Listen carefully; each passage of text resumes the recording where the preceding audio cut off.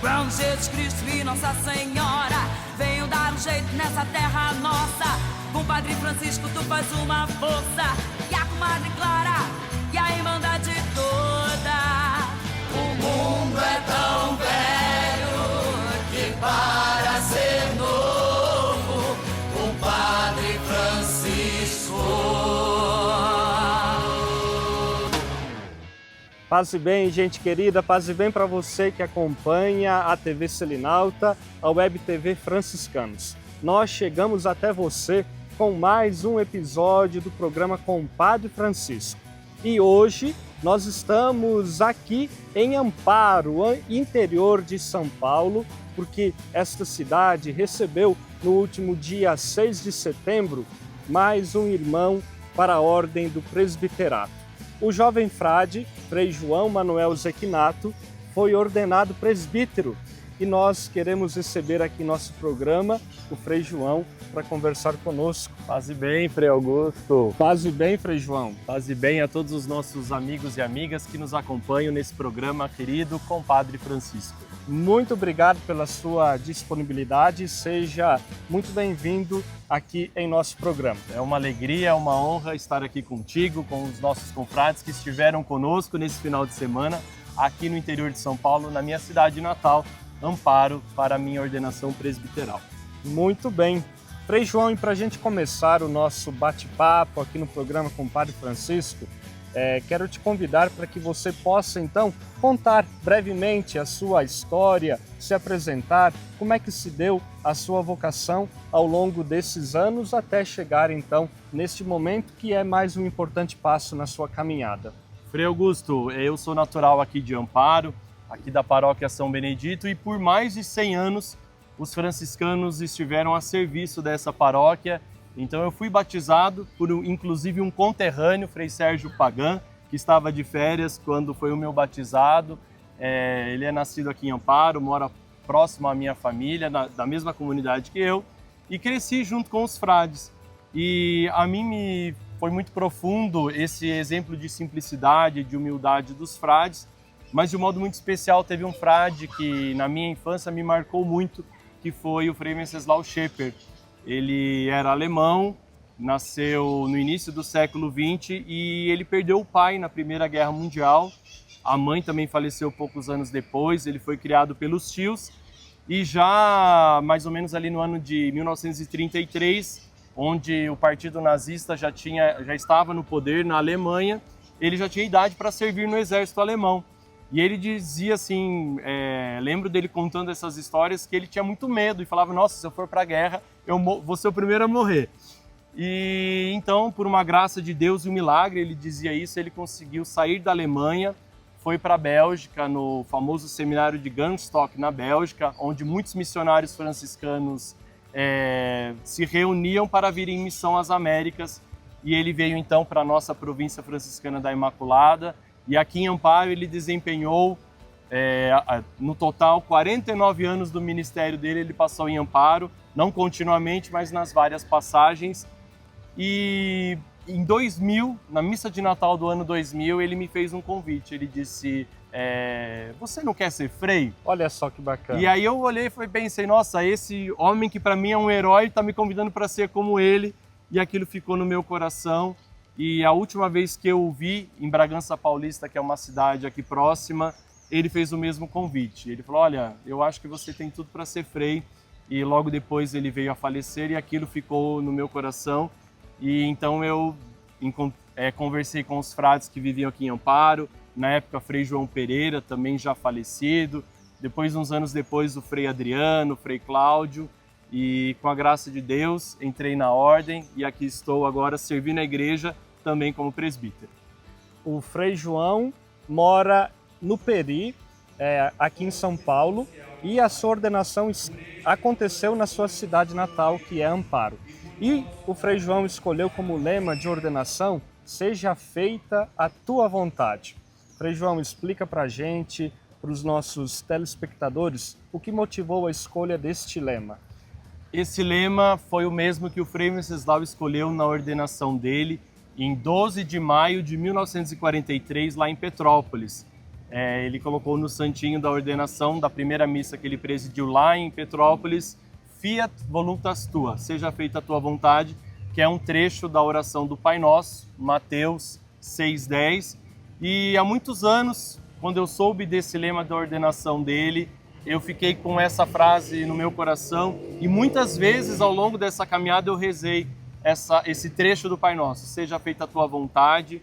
Então eu acredito que é uma homenagem a ele que me fez esse convite a ser um franciscano, hoje um presbítero franciscano, mas é também um desejo de que em cada momento, em cada circunstância da minha vida, eu possa repetir também esse trecho da oração do Pai Nosso, seja feita a vontade do Pai, seja feita a vontade dele na minha vida, e com a graça de Deus, fazendo a vontade dele, eu me sinto realizado, me sinto feliz, então quero ainda continuar rezando sempre esse mesmo mantra, né? Esse trecho da oração do Pai Nosso. E é uma forma de, sem dúvida, na sua vida, recordar sempre o legado deste irmão que te fez o convite, vinde vede, seja um frade. Exatamente.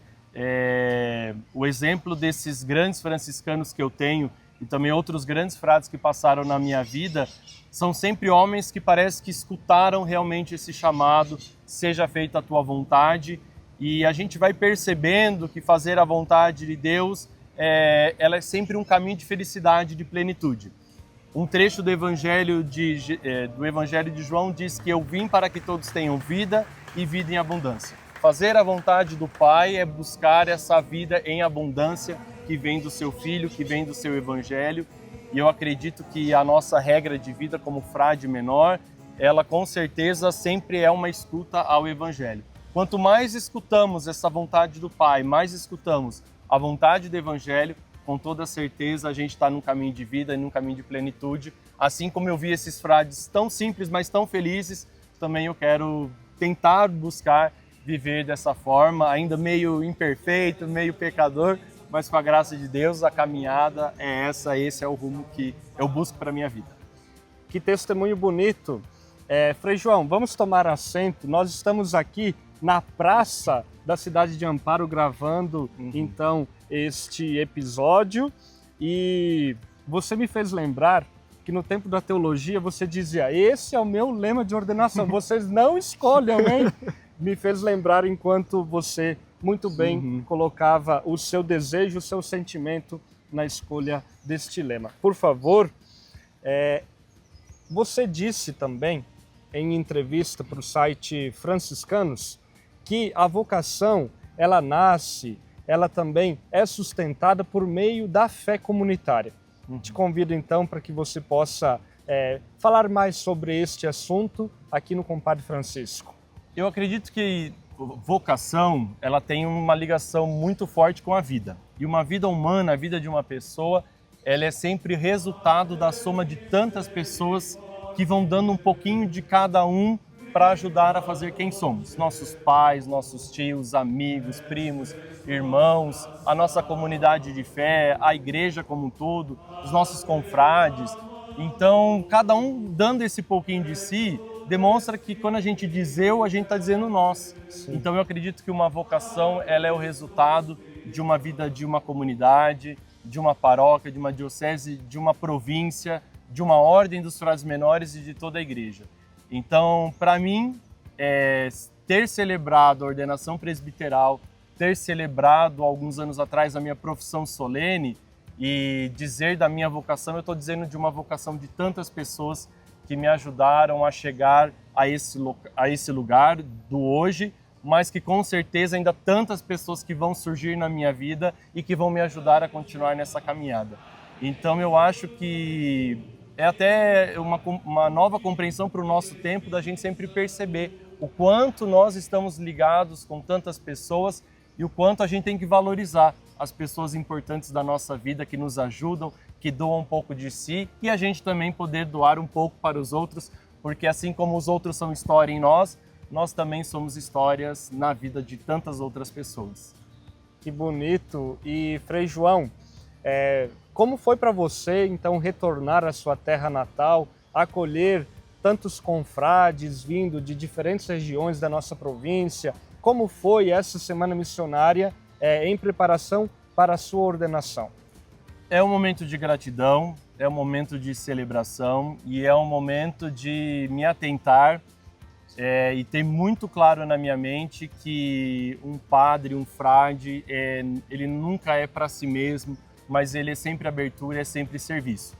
A graça de Deus nos foi dada de graça e também de graça a gente retribui. Então eu sou muito grato a tantos confrades, tantos amigos, tantos padres também daqui da Diocese de Amparo, da Arquidiocese de São Paulo, onde hoje eu exerço o meu ministério, que aqui estiveram para juntos celebrar esse momento, mas sobretudo aos meus amigos e aos meus familiares. Foi com eles que eu aprendi a fé, foi com eles que eu aprendi a rezar, a entender o amor de Deus que se manifesta concretamente na nossa vida, e eu sou muito grato de poder celebrar junto de tantas pessoas queridas esse momento da nossa caminhada vocacional. Já vou dizer no plural, que eu acho que fica mais eloquente com o que a gente já conversou aqui hoje.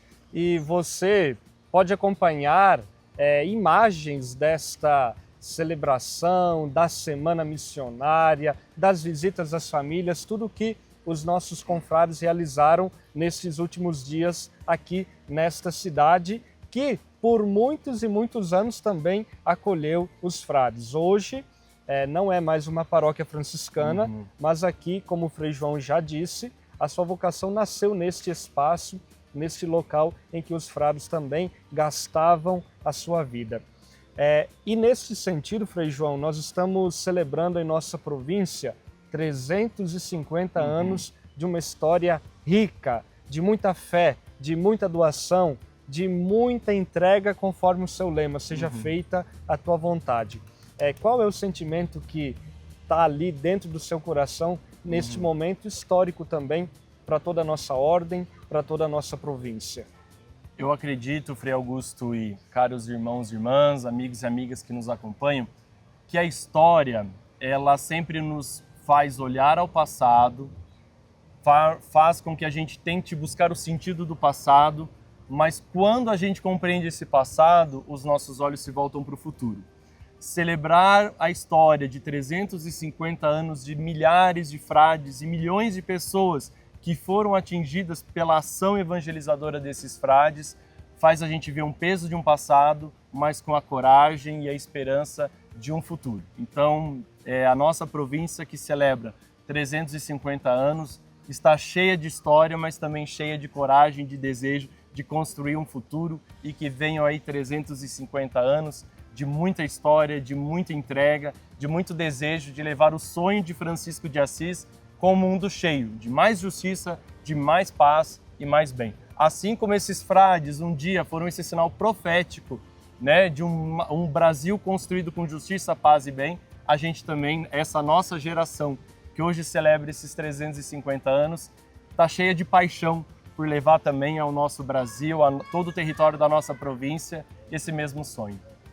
Muito bem, obrigado, Frei João, pela sua participação aqui no programa com o Padre Francisco. Nós desejamos que o seu ministério seja abençoado, profícuo, e que você possa tocar aí a vida de muitas pessoas com a sua vida, com a sua doação, com o seu serviço. Obrigado, Frei Augusto, obrigado a todos que nos acompanharam. Rezem por mim, rezem pelo Frei Augusto, por todos os frades da nossa província, que com certeza todos nós sempre rezamos por cada um de vocês. E da minha parte, paz e bem a todos. Nós vamos para um rápido intervalo e na volta nós vamos falar de um outro jovem que gastou a sua vida em busca de um ideal de santidade. Não perca, até já. Paz e bem. Et carum acutis, sanctus esse discernimus. O céu, cala Cutis, meu amigo és, cala Cutis.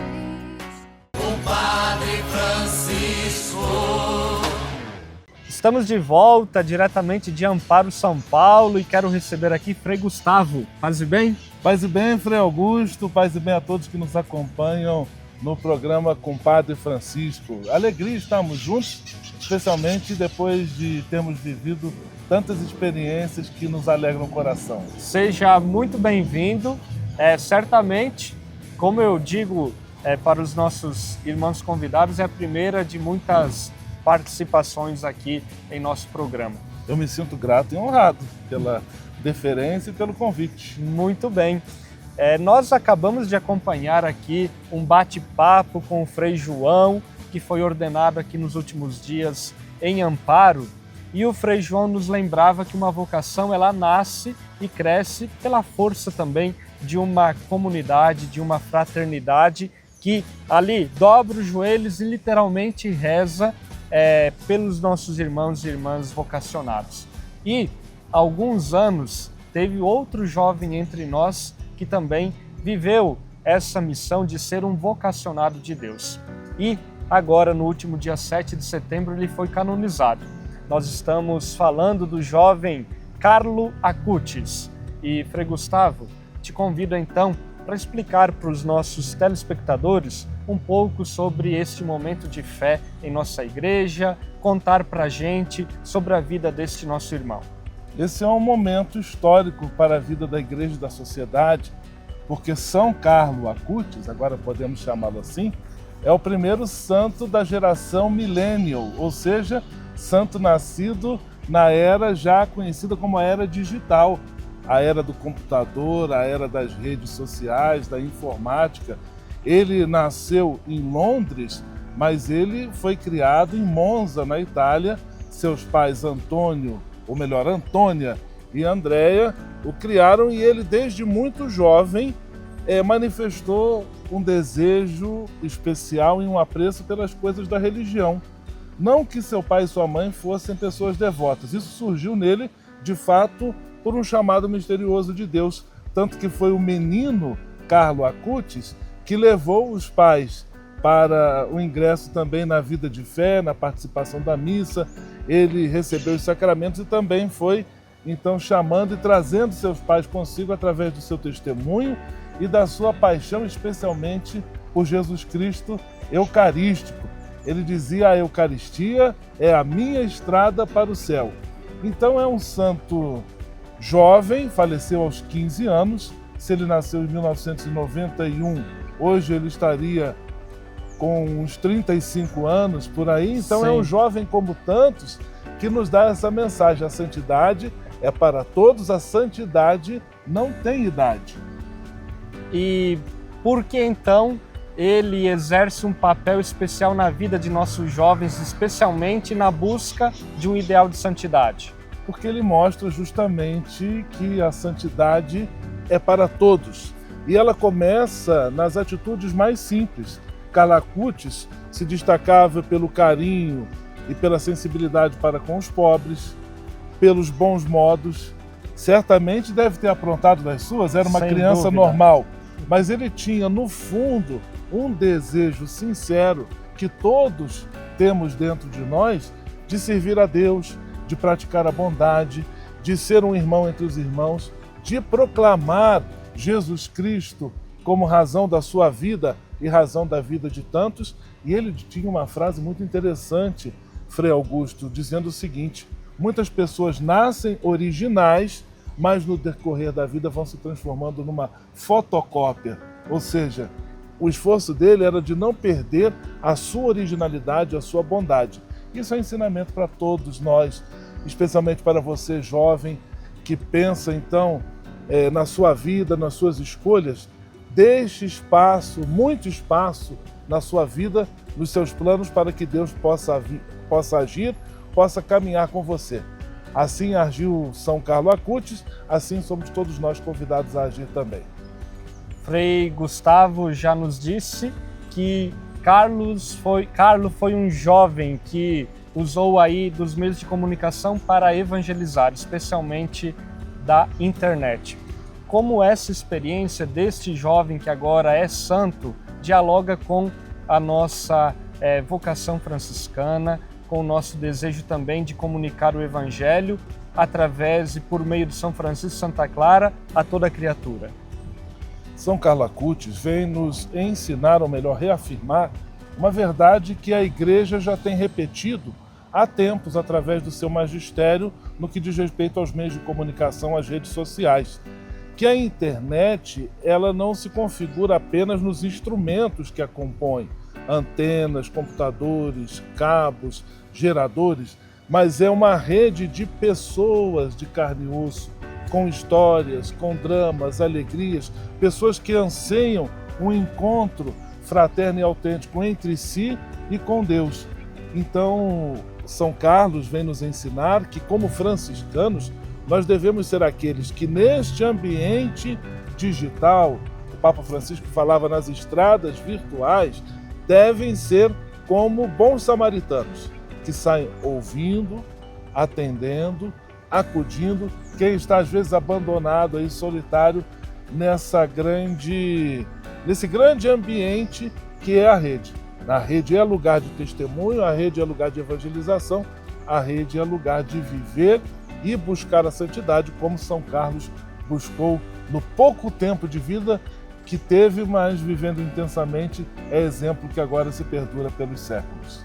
E a canonização deste jovem acontece então em um mundo contemporâneo, onde muitos e muitos jovens também, a seu exemplo, buscam também encontrar-se neste mundo, também realizar uma missão, seja pelas estradas virtuais, seja presencialmente uma comunidade de fé.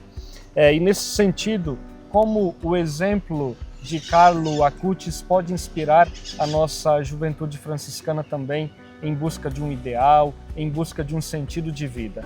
Essa pergunta, Frei Augusto, com ela você me fez lembrar de uma outra ideia importante que São Carlos repetia, que era a seguinte: alegria é olhar para Deus, tristeza é olhar só para si mesmo.